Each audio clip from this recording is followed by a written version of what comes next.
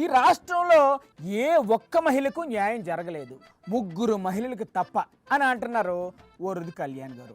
అసలు ఆ ముగ్గురు ఎవరో ఆవిడనే కనుక్కుందా.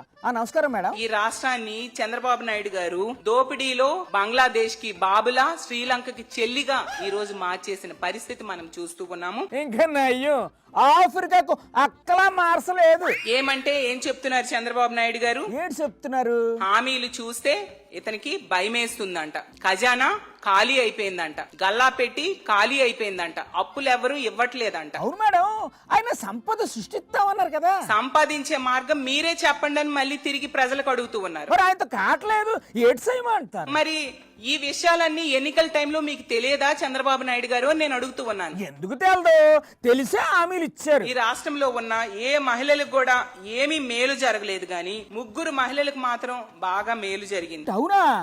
ఎవరు మేడం ఆ ముగ్గురు మహిళలు? వాళ్ళెవరు అంటే ముగ్గురు మహిళా మంత్రులు. ముగ్గురు మహిళా మంత్రులా? ఎవరబ్బా? అనిత గారు, సవిత గారు, సంధ్యారాణి గారు. ఓహో, ముగ్గురే. పేరుకే 3 శాఖలు గాని వీళ్ళకు ఒక శాఖే ఇచ్చారు. ముగ్గురికి కలిపి ఒకే శాఖ? అది ఎలా కుదురుతుంది మేడం? ఇంతకీ ఏ శాఖ ఇచ్చారండి ఈ ముగ్గురికి కలిపి? ఏంటంటే మా జగనన్నని తిట్టడం. అంటే ముగ్గురు బిజీగా ఉన్నారన్నమాట. అంత బిజీలో ఉండి కూడా మధ్య మధ్యలో మిమ్మల్ని తిట్టడానికి వస్తున్నారంటే మరి ఎంత సతమతం అయిపోతున్నారో మీరే అర్థం చేసుకోండి మేడం.